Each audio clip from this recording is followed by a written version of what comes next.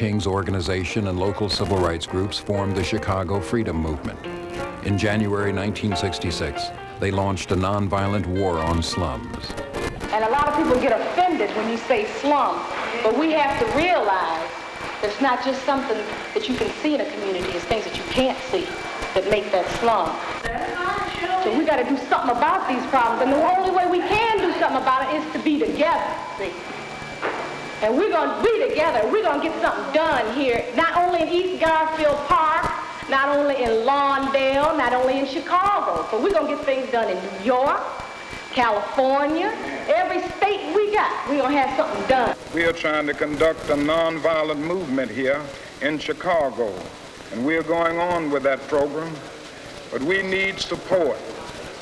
There's no point in the power structure and anybody else saying that because we are peacefully going around trying to change conditions that we are the cause of the riots. That's dishonest. It is untrue. It is unfair to say it to the public, because we have stood up for nonviolence with all of our hearts. And those who will make this peaceful revolution impossible will make a violent revolution inevitable. And we've got to get this over. I need help. I need some victories. I need some concessions to take back.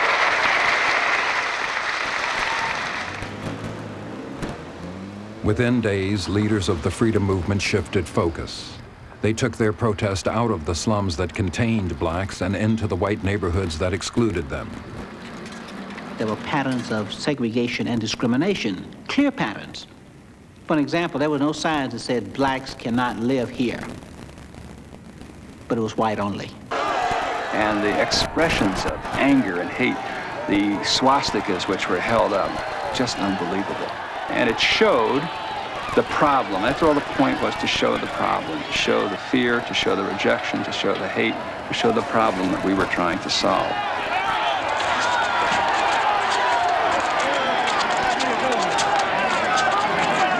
And it was said that you could not expose segregation in the North because it was subtle.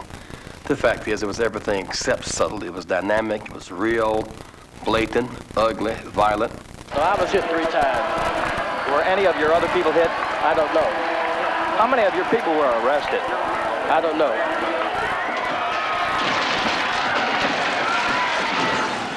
Three days of marching exposed white resistance and heightened black skepticism about the use of nonviolence. I was sick that Sunday, but when I watched it on TV, I got angry, I got sad, I got upset. You know, when I watched that kind of hostility and that kind of prejudice that I did not understand, so I just couldn't see why they would do that. And looking at that, I said, gee, I'm not as nonviolent as I think I am, especially when Dr. King wanted us to be nonviolent. Because if I had been there and they had threw those rotten eggs and that spit on me, I think I would have just hit back. We sent Negroes in large numbers to the real estate offices in Gage Park. Every time Negroes went in, the real estate agent said, oh, I'm sorry, we don't have anything listed. Now you can find something somewhere else, and it was always back in the ghetto, but they didn't have anything. And then soon after that, we sent some of our fine white staff members into those same real estate offices, and the minute the white persons got in, they opened the book. Oh yes, well we have several things. Now what exactly do you want?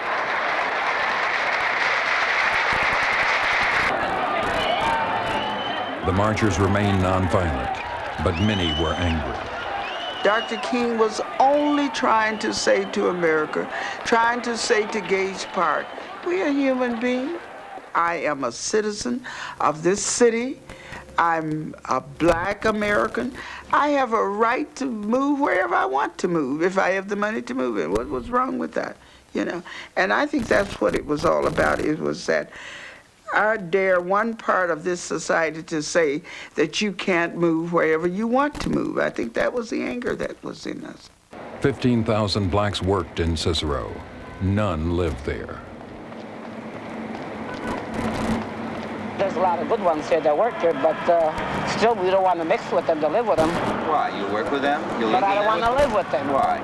because I moved out of a neighborhood that was colored. I had to move. Everybody that lives with the colored has to move. Why? Because you're not safe walking the streets at night. You cannot leave the house. Negroes have a right to move in under the Constitution. The only thing is, what kind of a Negro? The Cicero community has been a very hostile community to blacks for years, ever since I could remember. And I looked forward to the time that I could march down those streets and in defiance of all those people there. I'm tired of marching. Tired of marching for something that should have been mine at birth. I don't mind saying to you tonight. I don't mind saying to you tonight that I'm tired of the tension surrounding our day. I don't mind saying to you tonight that I'm tired of living every day under the threat of death. I have no martyr complex. I want to live as long as anybody in this building tonight, and sometimes I begin to doubt whether I'm going to make it through. I must confess I'm tired. King and his staff had hoped their campaign in Chicago would serve as a model for others in the North. But their work in Chicago had failed to win support from former allies, including the federal government and Northern liberals. It was time to move on. August 26, 1966. Both sides signed a 10-point agreement.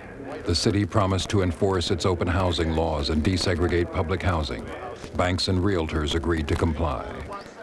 Critics doubted the agreement would be enforced, but King saw it as a first step. He agreed to stop the marches, including the march into Cicero. King's announcement immediately split the Chicago movement. When he called off the march, we were surprised. We were shocked. This is the march we looked forward to. The other marches were nice, but the one in Cicero has special meaning for us. We don't care about summits taking place without us. We don't care about covenants. We want contracts in black and white with some hard answers for us, with some signatures and some people we can hold responsible to and some time frames. But none of this was there. Local groups announced their own march into Cicero. It would take place without Jesse Jackson or Dr. King. We are not marching into Cicero to appeal to the white conscience, but to demonstrate to everybody that rank and file people now are a new breed, a new kind of cat. Without fear, we do not come hat in hand, scratching our heads, shuffling our feet to beg for a few concessions. In this march, we are serving notice. Beginning today, every Negro conceives, act, and live out the assumption that he can walk anywhere, that he is a human like anybody and is to be treated like anybody else. About 250 marchers began walking into Cicero. Over 3,000 law enforcement agents were on hand.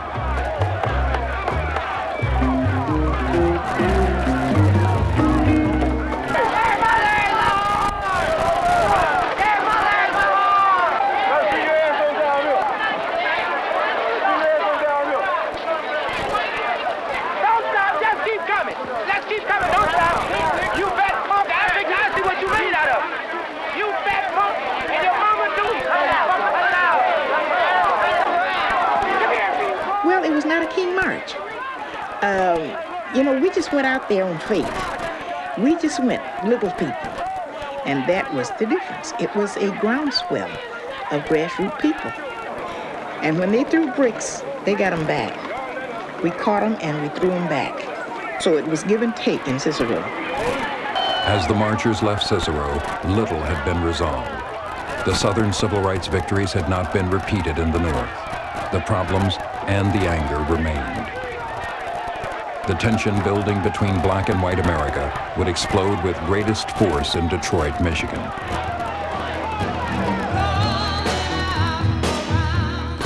Motown, USA. In 1967, Detroit was booming. Federally funded urban renewal brought highways and skyscrapers. The auto industry brought employment.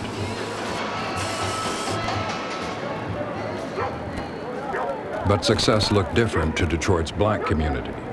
Urban renewal built expressways through black neighborhoods. It took jobs and resources to white suburbs. It left black residents behind.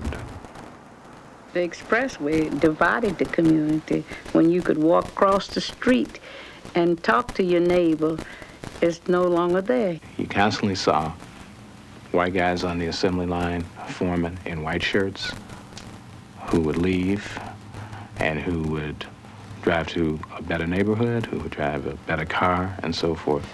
And there wasn't the opportunity there. There wasn't the opportunity. Opportunity came with power. In Detroit, that meant white power. It was symbolized by a police force that was 95% white. Generations of black residents had contended with police, especially four-man squads known as the Big Four. And it wasn't unusual to see that the cops coming into neighborhoods and just arbitrarily grabbing people, you know, without any kind of provocation, slam us up against the wall, ask us for identification, where you're going, what you've been doing. Any kind of suspicion whatsoever would be cause for them to just go ahead and accost you.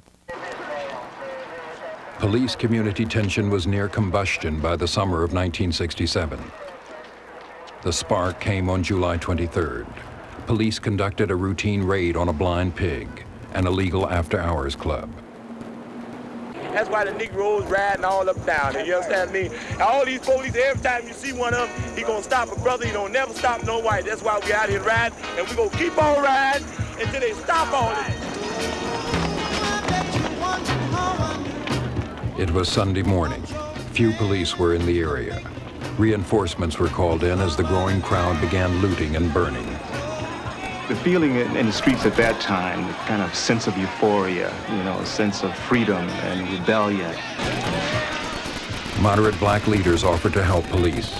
Dr. Arthur Johnson drove into the area with Congressman John Conyers. The crowd, the whole scene was such that I could not drive my car further. And finally, I got out of my car. I whispered in John's ear, I would like to get my car out of here if I can. Inside of most black people, there was a time bomb. There was a pot that was about to overflow, and there was rage that was about to come out. And the rebellion just provided an opportunity for that. Defend your homes and protect your own property. It's the best thing you can do. Protect your own property. Protect your own property. That's the most thing to do right now. 12 hours after the initial police raid, Governor George Romney called in the Michigan National Guard. 7,000 guardsmen began arriving as night fell. Most were young, white, and heavily armed. They had little or no training in riot control. 100 city blocks were in turmoil. What you heard in the community was, why are they doing this? Why are they doing this? This is a racial incident. It represents a racial rebellion that goes from coast to coast. In the city of Detroit, it represents one simple thing. Black people want control of black communities.